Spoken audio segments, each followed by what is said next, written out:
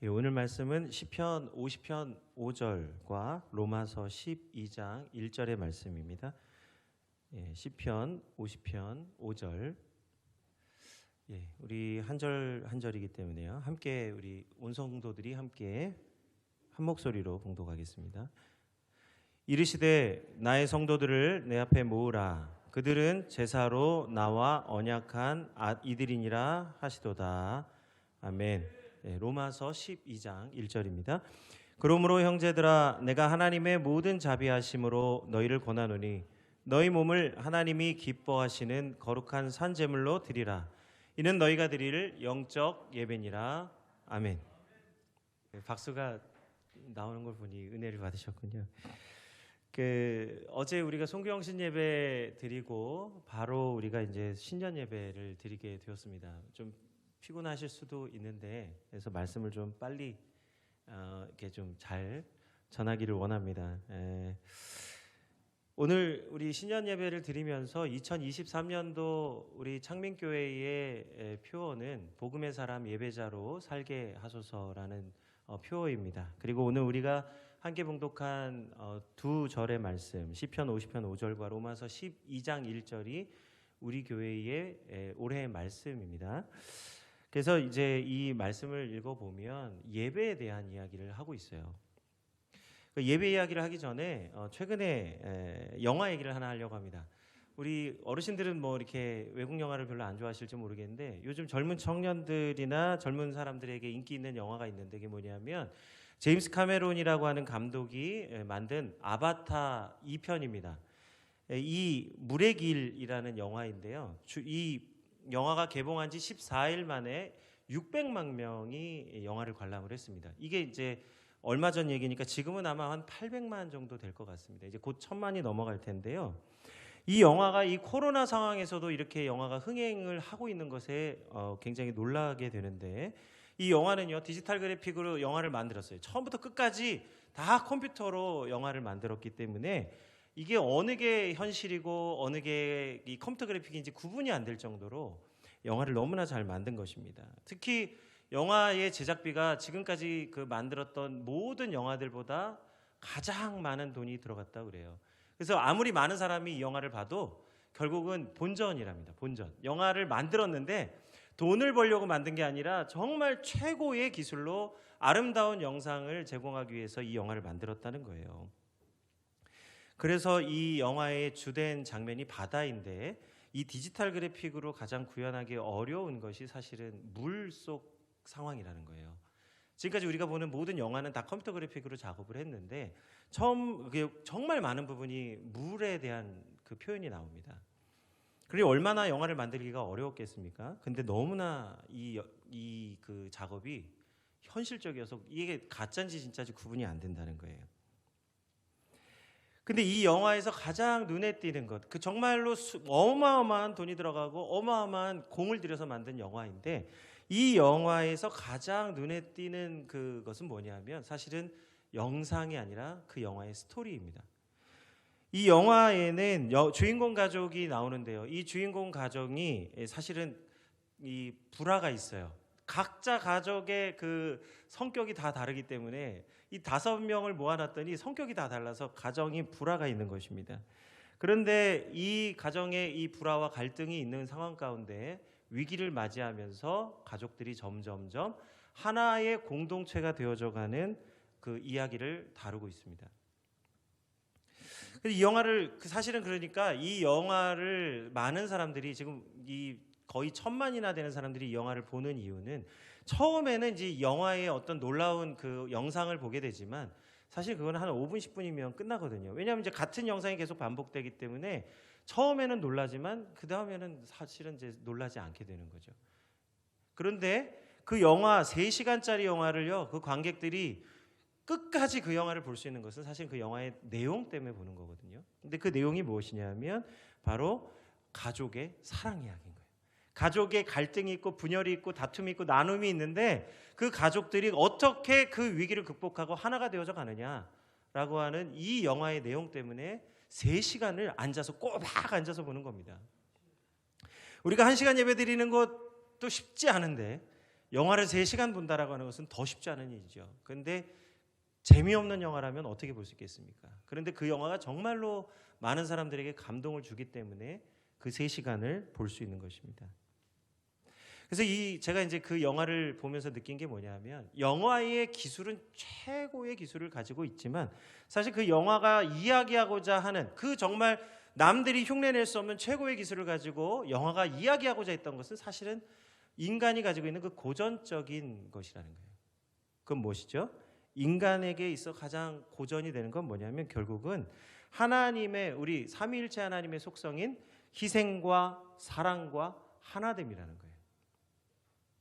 그 3시간의 영화가 이야기하고자 했던 것이 오늘 우리가 하나님 앞에 모여 예배하면서 우리가 이 말씀 전하는 바로 이 말씀 안에 있는 내용, 사랑과 희생과 하나됨의 은혜를 그 영화가 이야기하고 있는 것입니다.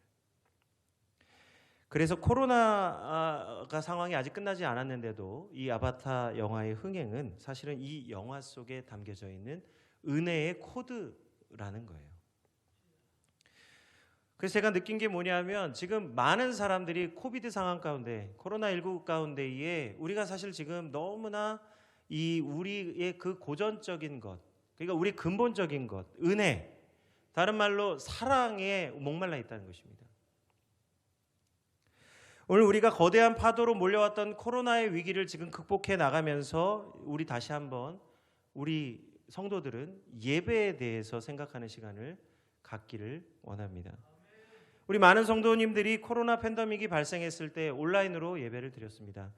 정부의 방역 정책이 모이지 못하게 했기 때문에 우리가 모일 수 없게 되어서 현장 예배를 드리지 못했을 때의 대안으로 온라인 예배를 드렸어요. 그것이 가장 합리적인 선택이었습니다.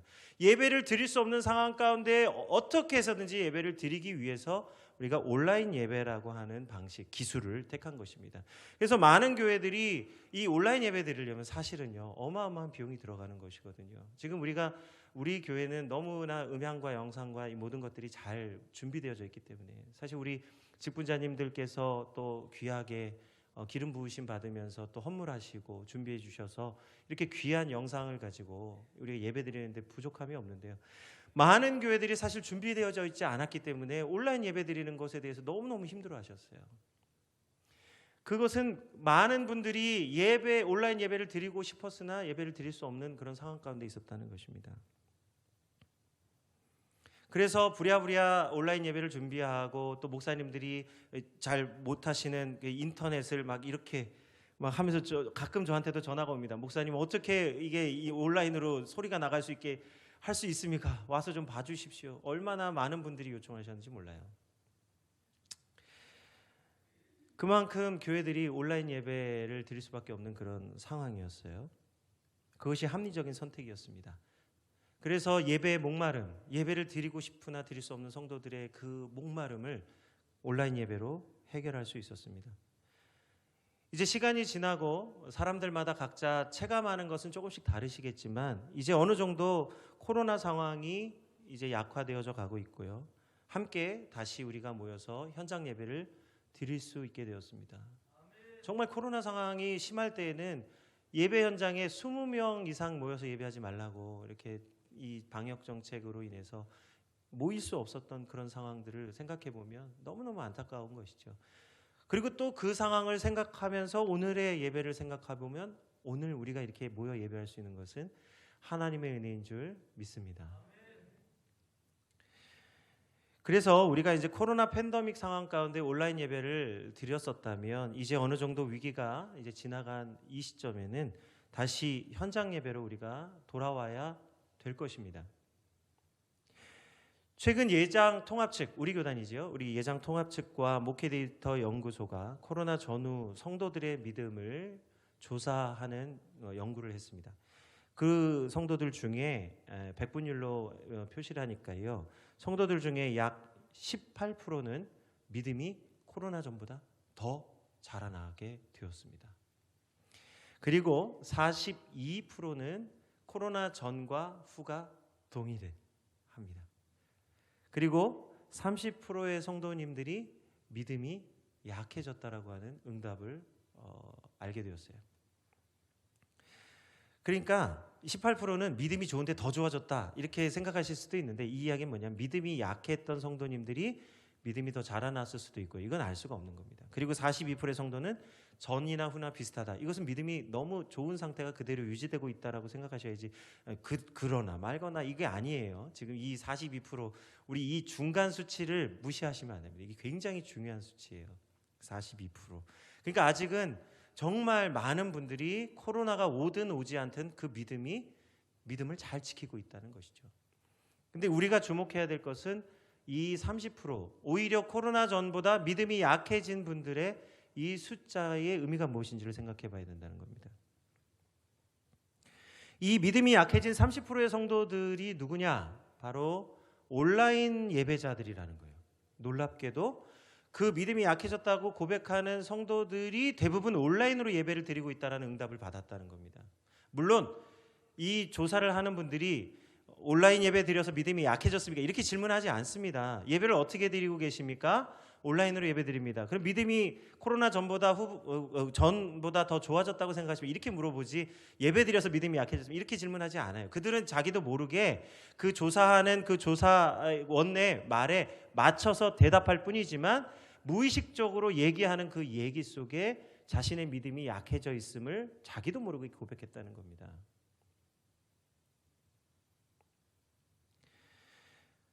그런데 여기서 한 가지 더 놀라운 것이 있어요. 스스로 믿음이 약해졌다라고 이야기하는 이 30%의 온라인 예배자들이 뭐라고 예배하냐면, 온라인 예배에 대해서 어떻게 생각하십니까? 라고 질문했을 때에 온라인 예배에 만족합니다 라고 대답했답니다. 우리는 지금 이 조사 결과를 통해서 두 가지 우리 모순을 발견하는 거예요. 믿음이 약해져 가는데 온라인 예배에 만족하고 있다라는 이 상충되는 대답을 하고 있는 것이에요. 다시 말하면 오늘 우리가 코로나로 인해서 온라인 예배가 활성화되고 이제 많은 성도님들이 온라인 예배에 익숙해져 있는 이 상황에서 우리 성도님들이 자신도 모르는 사이에 믿음의 양극화가 일어나고 있다는 거예요. 예배는 드리고 있으나 믿음이 약해져가는. 그리고 예배가 코로나 전에는 믿음이 약했던 성도들이 오히려 코로나를 통해서 믿음이 더 성장하고 있는 성도들이 있다라고 하는 사실을 지금 우리가 깨달아야 합니다. 이 두 그룹의 결정적인 믿음의 차이가 뭐냐면 사실 예배에 있어요. 예배.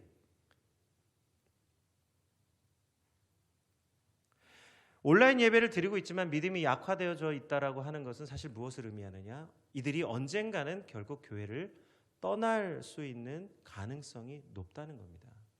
믿음이 약해진다라고 하는 것은 곧 교회를 떠날 가능성이 높아져 있다는 것을 말하는 거예요. 예배를 드리지만 교회에 소속되지 못하고 있다는 것입니다. 왜냐하면 온라인 예배는요, 현장성이 떨어지고 성도의 교제가 일어나지 않기 때문입니다.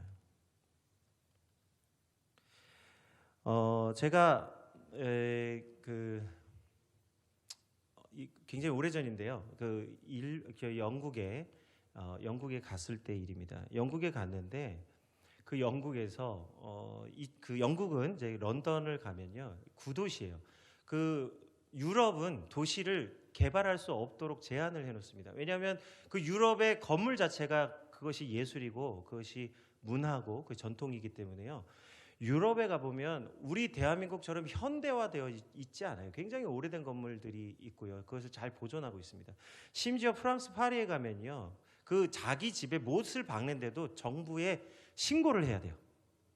내 집에 내가 사는데 내 집에 못 박는 거를 정부에 신고를 해야 될 정도로 그 문화재로서 철저히 보호를 받고 있습니다. 이게 유럽의 문화예요. 그게 얼마나 제한적인지 몰라요.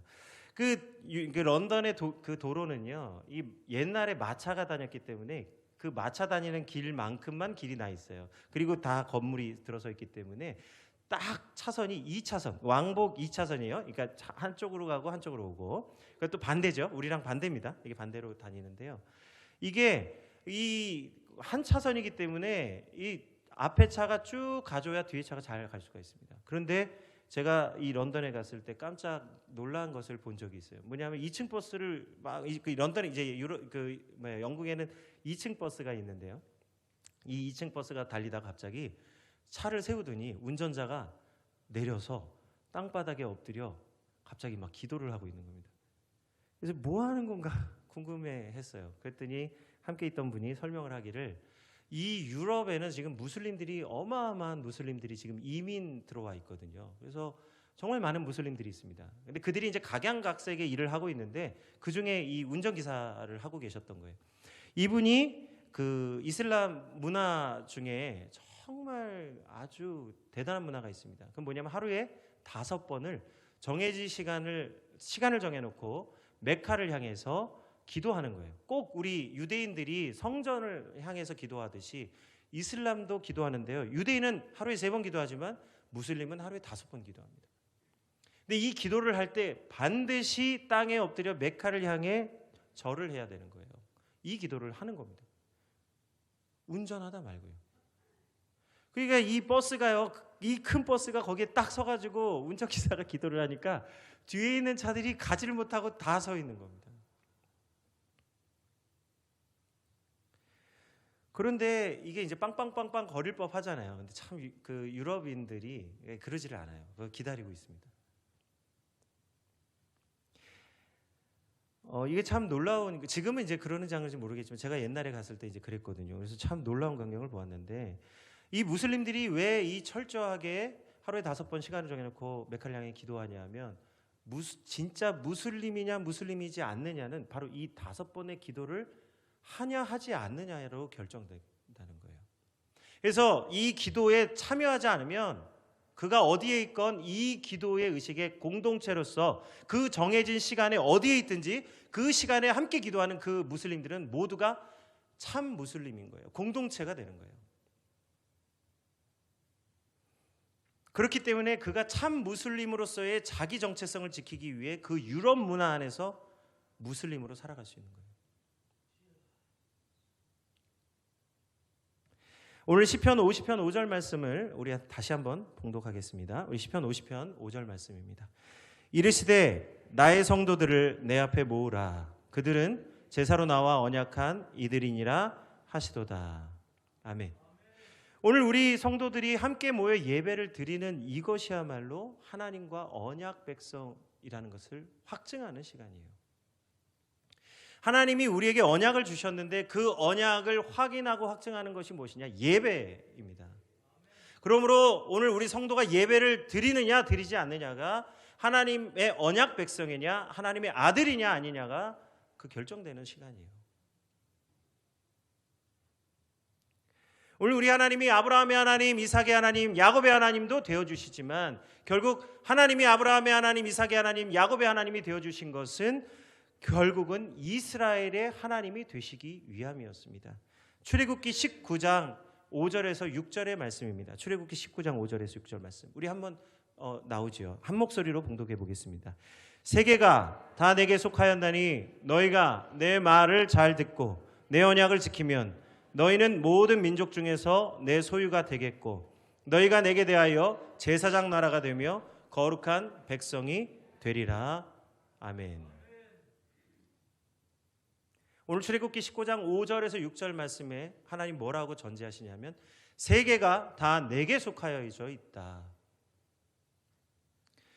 그래서 그 가운데서 특별히 너희가 내 말을 잘 듣고 내 언약을 지키면 너희가 모든 민족 중에서 내 소유가 되겠고 너희가 내게 대하여 제사장 나라가 되며 거룩한 백성으로 구별되어지게 해 주시겠다. 제사장 나라, 거룩한 백성, 예배자를 말하는 거예요.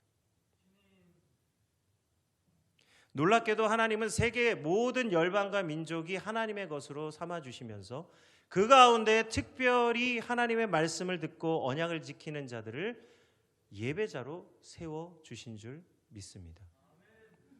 이 언약이 오늘 이스라엘의 언약이 되었는데 오늘 그 언약이 우리에게까지 미치게 되었습니다. 우리도 예배자로 불러주신 것이 원래는 예배자로 부르심을 받을 수 없는 존재였는데 오늘 우리 예배하는 것은 하나님이 우리를 특별히 선택하여 주셨기 때문에 이 자리에 나온 줄 믿습니다. 하나님이 선택하신 공동체라는 거예요. 누가요? 예배하는 모든 민족이요. 그래서 성도는 예배하는 자리에 모이는 것이 중요합니다. 개인적으로 예배하는 것이 아니라 함께 예배하도록 불러주신 것이에요. 그런데 왜 온라인 예배를 예배자로 불러주셨는데 온라인 예배를 드리는 성도들이 왜 믿음이 약해졌느냐? 그것은 현장 예배에 있는 특별함이 있기 때문입니다. 정말 이것은 특별함이에요. 그게 뭐냐면 현장 예배는요, 먼저 시간을 구별해야 됩니다. 오늘 우리 성전에 모이기 위해서는 먼저 시간 구별해야 돼요. 아침에 우리가 그 어느 때보다도 주일 예배를 지키기 위해서 시간을 구별하지 않으면 우리가 예배할 수 없습니다. 그래서 아침에 보면요, 우리 성도님들을 정말 예배의 자리로 모시기 위해서 일찍부터 수고하시는 분들이 있어요. 뭐 토요일에 오셔서 교회 차량을 가지고 가시는 우리 집사님도 계시고, 그게 얼마나 힘든 일입니까? 매주 토요일 날 와서 자기 차를 대고 버스를 가지고 갔다가 그걸 또 아침 일찍 태우고 와서 또 모셔드리고 또 오후에 모시고 또 모셔다 드리고, 이 일이 반복되어지는 이 일이 얼마나 힘들고 어려운 일입니까? 그러나 시간을 구별하기 때문에, 그분이 먼저 자기 시간을 구별해서 섬기기 때문에 우리 성도님들이 주일 예배의 시간을 구별하여 드릴 수 있는 거예요. 그래서 우리 지난주에 우리 곽상철 집사님께 그 긴 시간 동안 예배의 자리에 그 차량 운행으로 시간을 지켜주신 것에 대해서 감사의 표현을 하지 않았습니까? 그것이 정말로 귀한 일이기 때문이에요. 구별함이죠. 그리고 두 번째는요, 시간만 구별해서 될 일이 아닙니다. 몸이 구별되어져야 돼요. 예배를 드리기 위해서 내 몸이 여기 와 있지 않으면 현장에서는 예배할 수 없습니다. 그 우리 몸을 구별하기 때문에 그냥 오시나요? 그렇지 않죠. 아침에 또 깨끗하게 씻으시고, 또 우리 여성분들은 화장하시고, 저희 집사람을 보면 놀랍습니다. 이 변장술이. 그 아침에 봤던 것과 너무 달라서 1시간이 걸려요. 1시간이요.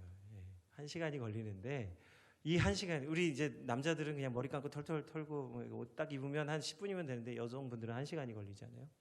근데 교회 오실 때 정말 특별하게 다 보시면 아하 한 30분 하셨나요? 1시간씩 예배 준비하셔야 되잖아요. 그 정성을 드리지 않고는 교회에 올 수 없는 것이죠. 무엇을 말씀하고 있습니까? 현장 예배는요, 우리가 몸과 마음과 시간과 정말 모든 것을 구별해야만 드릴 수 있는 것이 현장의 예배예요. 이것은 몸을 구별하는 것이고, 그리고 또 그 몸을 구별하기 위해서 얼마나 몸이 힘듭니까? 매주 구별하기 위해서 그 몸을 움직여야 하기 때문에 힘들단 말이에요. 그것이 마음으로도 함께하기 때문에 몸과 마음이 구별되어질 수밖에 없는 겁니다.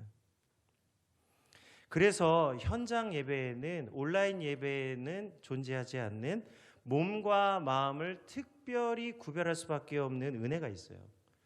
그런데 그것이 하나님이 기뻐하시는 산 제물로서 예배를 드리는 초석이 됩니다. 로마서 12장 1절 말씀 우리 한번 봉독하겠습니다. 로마서 12장 1절 말씀입니다. 그러므로 형제들아, 내가 하나님의 모든 자비하심으로 너희를 권하노니 너희 몸을 하나님이 기뻐하시는 거룩한 산 제물로 드리라. 이는 너희가 드릴 영적 예배니라. 아멘. 오늘 뭐라고 말씀하세요? 너희 몸을 하나님이 기뻐하시는 산 제물로 드리라. 그런데 이것이 너희가 드릴 영적 예배니라. 놀랍게도 하나님은 우리의 몸과 마음을 구별하는 그 예배가, 그것이 하나님이 기뻐하시는 영적 예배로 연결되어진다고 말씀하고 있어요. 우리가 진정으로 영적으로 예배를 드리기 위해서는 먼저 우리의 몸과 마음이 구별되어져야만 영적인 자리에까지 나갈 수 있는 것입니다. 제가 코로나 때에 온라인 예배를 드리는 많은 성도님들과 대화를 나눴을 때에 이 몸으로 드리는 예배가 잘 되지 않는다는 고백을 많이 들었어요. 성도들이 어떻게 온라인 예배를 드리고 계시는지 자세하게 본인이 말씀하시는 거예요. 내가 예배를 드리려고 하는데 모니터를 딱 켜놓고 목사님 말씀, 이제 예배가 시작돼서 예배를 드리고 있으면 밖에서는 식구들이 이제 주일이에요. 주일날 온라인 예배. 그 권사님은 11시 예배를 지키기 위해서 이제 실시간 예배 딱 자리에 앉아서 예배를 드리려고 하는데 밖에서는 아들, 며느리, 손주들이 나와서 이제 그때 일어나서 11시에 일어나서 이제 파자마 바람으로 나와서 라면 끓이고 우당탕탕하고 씻고 뭐 엄마 이 옷이 어디 있어 막 이렇게 떠들고 있는 거예요. 권사님은 예배 드리려고 마음을 집중하고 싶지만 주변에서는 예배 드릴 수 있는 환경이 되지를 않는 거예요. 아무리 소리를 키워도 예배가 집중이 되지 않는다. 그리고 온라인 예배의 특징이 또 뭡니까? 꼭 시간을 11시에 드리지 않아도 되잖아요. 녹화 방송이 있으니까 11시에 드려도 되고 12시에 드려도 되고 1시에 드려도 되고. 왜? 온라인에 영상이 있으니까. 그래서 이제 점점 11시에 시간을 지켜서 예배하시던 이 권사님 집사님들이 이제 점점 이제 편한 시간을 찾아서 예배를 드리기 시작하시는 거예요. 그리고 예배 드릴 때는 이제 교회 가시는 것처럼 외출복을 입고 단정히 앉아서 예배를 드리셨는데 나중에는 이제 옷도 그냥 잠자던 복장 그대로 일어나셔서 예배를 드리셨다고 그렇게 말씀하십니다. 그리고 또 앉아서 예배를 드리고 정자세로 예배를 드렸는데 점점 나중에는 이제 침대에 이렇게 누워서 예배를 드리다가 나도 모르게 잠이 들었어요. 목사님 어떻게 하면 좋아요? 내가 어떻게 하면 좋아요? 아니 제가 어떻게 해드려야 되나요? 그 집에 가서 제가 어떻게 뭐 이렇게 세워드릴 수도 없고. 그러니까 이건 뭘 말하고 있는 거냐면 구별되지 못한다는 거예요. 온라인 예배에 그 예배는 구별이 되지 못하더라.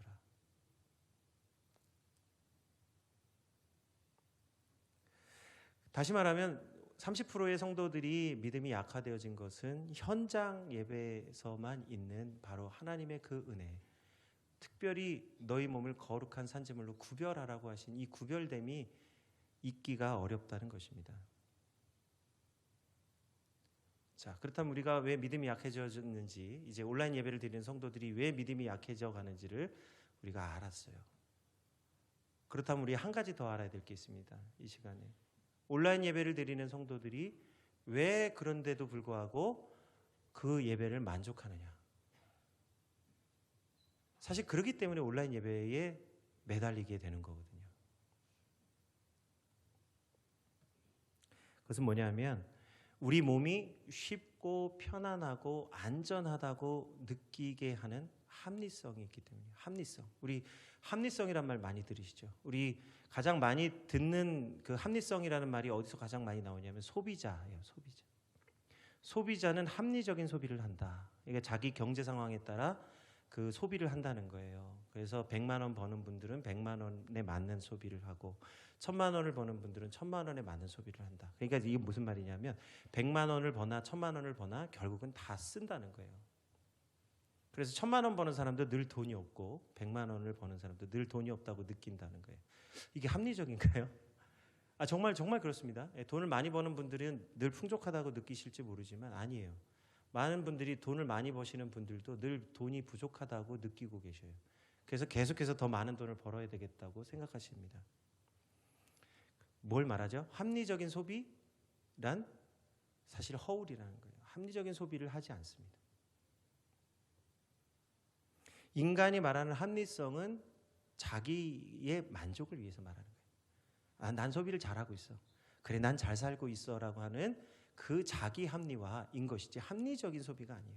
합리적인 삶을 살고 있는 게 아닙니다. 문제는 이 합리적 생각이 예배까지 들어와 있다는 거예요.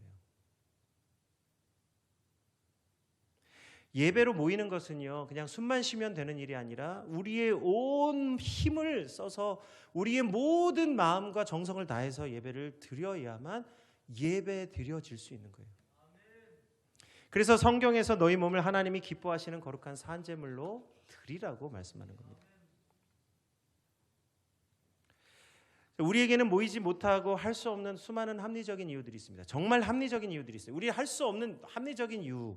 제가 그래서 사역하는 곳에서, 전에 사역하던 곳에서 우리 청년들 사역할 때 제가 이야기했어요. 우리가 할 수 없다라고 이야기할 때는 만 가지 이유도 갖다 붙일 수 있다고 얘기했어요. 우리가 못하는 이유는요, 만 가지 이유를 만들어낼 수 있습니다. 우리가 할 수 없는 이유들이 너무나 많이 있기 때문에 어떤 것이든 나는 할 수 없다라고 말할 수 있는데요, 우리가 할 수 있다라고 말할 수 있는 근거는 오직 딱 한 가지입니다.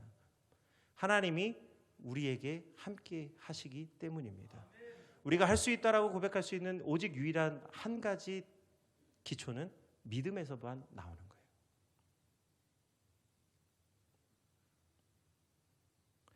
우리가 모이지 못하고 예배하지 못하는 수많은 합리적인 이유들이 있지만, 그러나 정말로 선하고 아름다운 공동체는 하나님을 믿는 믿음으로 예배하는 공동체입니다.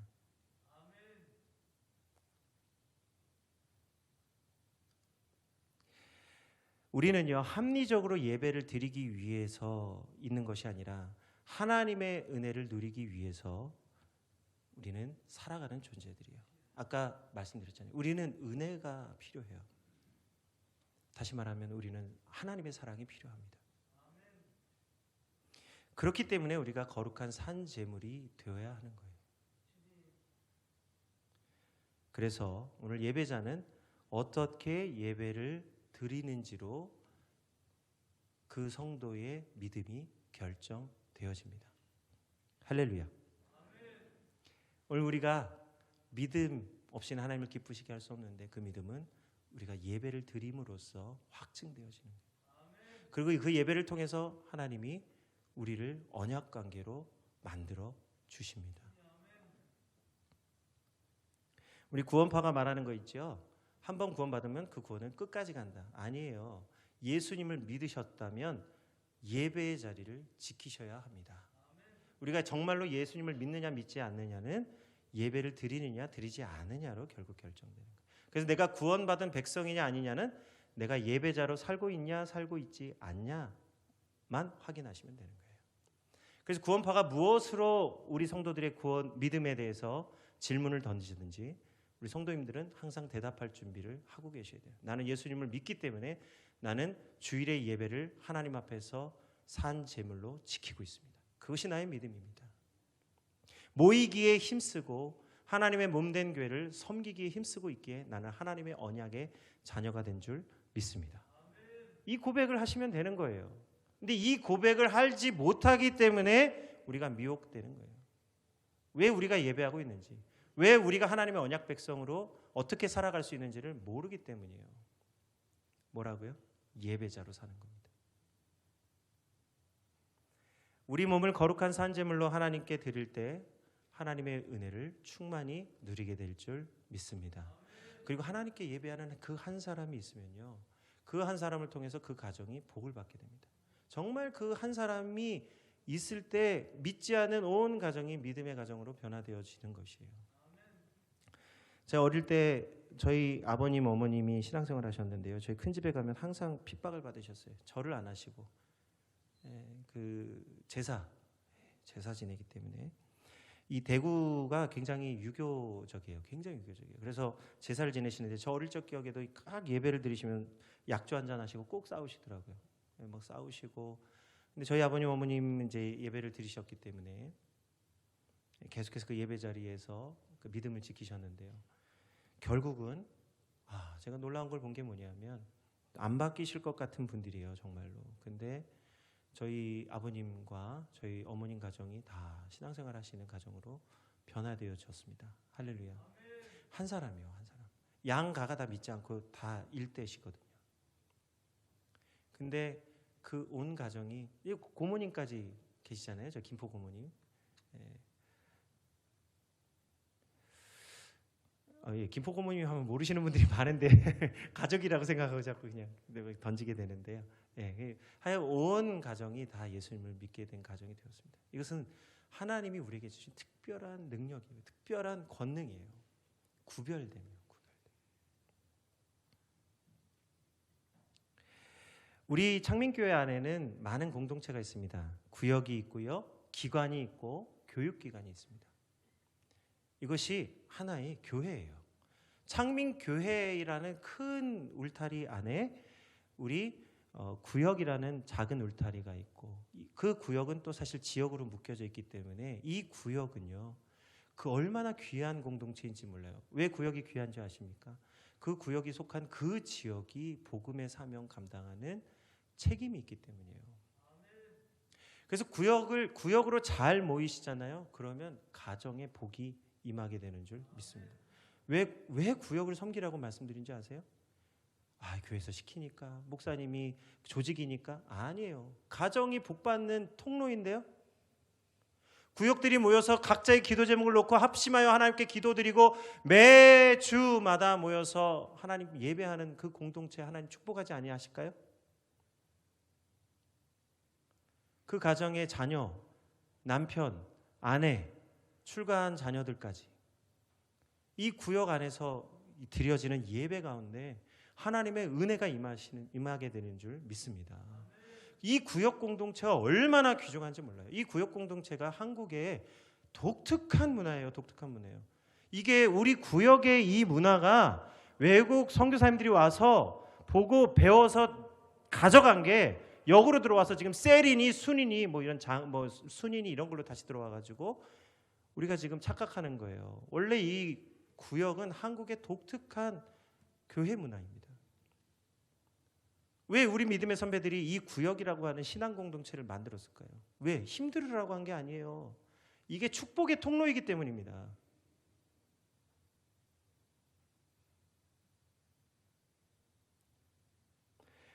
기관. 이제 우리 선교회라고 하는 우리 여선교회, 남선교회라고 하는 기관. 이 공동체죠. 기관에 사업을 하시잖아요. 우리 기관에 사업을 하시는데 원래 예전에는 전도회 뭐였지만 지금은 이제 좀 더 큰 단위로 선교회라는 이름으로 하지만요. 우리가 왜 선교회라고 하는 조직을 자치기관을 만들어서 합니까? 그것은 교회라고 하는 큰 공동체가 할 수 없는 그 작고 세밀한 부분들에 대한 선교와 전도의 부분을 책임지기 위해서 남선교회, 여선교회가 있는 거예요. 남선교회, 여선교회가 왜 있는지를 모르시는 분들이 너무 많아요. 지금 우리 목사님이 송구영신 예배를 드리시면서 네팔 선교에 대한 이야기를 선포를 하셨잖아요. 사실 저도 잘 모르고 있었다가 예배 때 말씀 선포하시는 이야기를 듣고 그 이야기를 듣고 하나님 주시는 그런 어떤 생각들이 있어요. 우리 선교회라고 하는 조직이 강단에서 선포되어지는 어떤 선교와 전도에 대한 어떤 메시지가 선포되어졌을 때에 이 선교회가 그것에 대한 생각들이 없다면 선교회가 존재하는 이유가 아닌 거예요. 그러한 일들을 어떻게 감당해야 되는지, 그것을 어떻게 하나님 기뻐하실 수 있는 귀하고 복된 사업이 될 수 있도록 해야 하는지에 대한 그 고민을 함께 할 때 이것이 믿음의 선하고 아름다운 공동체로서 함께 세워져 가는 것이죠. 네팔 땅이 우리와는 아무 상관없는 다른 남의 땅이라고 생각했다면 이제는 네팔 땅이 우리 교회인 거예요. 이미 강단에서 네팔 선교, 네팔 교회에 대한 메시지가 선포되어졌기 때문에 정말 저도 계획이 없었습니다. 왜냐하면 저도 이제 와서 조직 구성하고 1년 단위를 지금 해 나가야 되는 이 상황에 네팔 선교까지 생각할 수 있는 시간이 없었어요. 그런데 어제 말씀하시는 걸 들으며 하나님이 주시는 어떤 생각들이 있어요. 그것들을 우리 선교회, 우리 남선교회, 여선교회에서도 함께 하나님 앞에서 간구해 나가시기를 부탁드립니다. 교육부서는요. 교육부서는 하나님과 예수님과 성령님을 잘 모르는 아이들을 일찍부터 불러주셔서 그 아이들이 정말 어떻게 교회에 있을 수 있습니까? 근데 그 예배를 드리면서 아이들이 믿음이 하나씩 하나씩 우리 목사님, 전도사님 그리고 선생님들의 지도를 받아서 그 아이들이 그 영혼들이 거기서 잘 자라나면서요. 또 영유치부 아이들이 주일학교로, 주일학교 아이들이 중고등부로, 중고등부 아이들이 청년으로 자라나면서 거룩한 하나님의 성도로 성장해 가는 것을 우리가 보는 거예요. 이것은 우리 그 기관을 책임지고 있는 목사님, 전도사님의 책임이 아니라 이것은 우리 교회의 책임이에요. 우리 교회가 이 교육기관을 잘 섬겨야만 그 교육부서를 잘 섬길 수가 있습니다. 그 교육부서의 선생님들과 우리 교육자들과 부장님이 섬길 수 있는 거예요. 임명되었으니까 이제 알아서 해라. 이거 아니에요. 아닙니다. 한 사람이면 능히 패망하려니와 두 사람이면 세 사람이면 그것을 끊을 수 없다고 우리 전도서에서 말씀하고 있잖아요.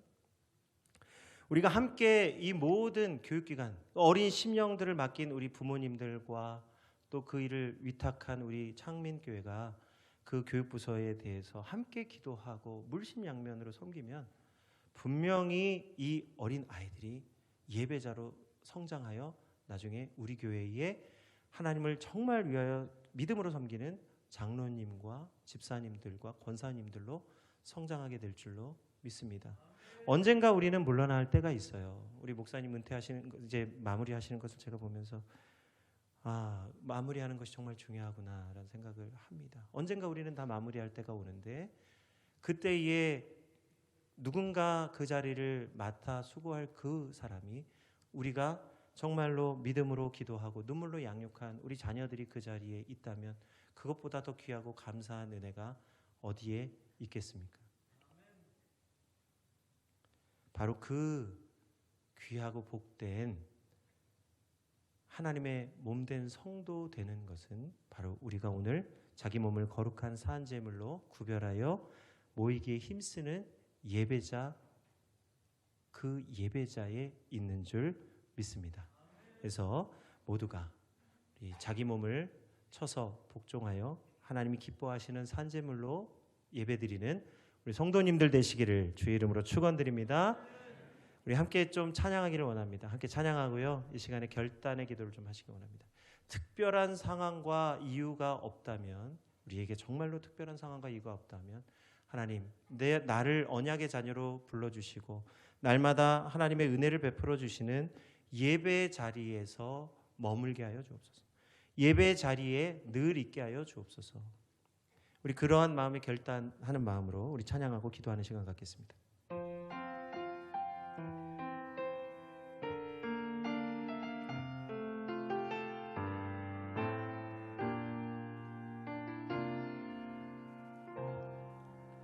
나는 하나님을 예배하는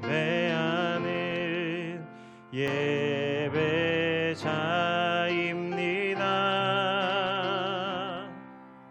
내가 서 있는 곳 어디서나 하나님을 예배합니다. 내 영혼 거룩한 내 마음 한전한 하나님 향하여 이곳에서 바로 이 시간 하나님을 예배합니다. 다시 한번 찬양합니다. 나는 하나님을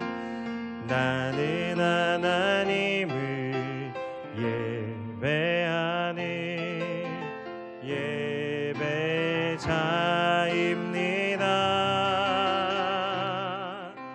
내가 서 있는 곳 어디서나 하나님을 예배합니다. 내 영혼 거룩한 은혜를 향하여 내 마음 완전한 하나님 향하여 이곳에서 바로 이 시간 하나님을 예배합니다. 내 영혼 거룩한 은혜를 향하여 내 영혼 거룩한 은혜를 향하여 내 마음 완전한 하나님 향하여 이곳에서 바로 이 시간 시간 하나님을 예배합니다. 이제 우리 가슴에 손을 얹고 함께 기도할 텐데요. 이제 우리 기도할 때 하나님 나를 불러주셔서 이곳에서 바로 이 시간 하나님 예배하는 사람 되게 하시니 감사합니다. 나를 거룩한 은혜를 받게 하시고 그 은혜를 향하여 달려가게 하여 주옵소서. 하나님 사랑합니다. 그렇게 고백하겠습니다. 함께 기도합니다.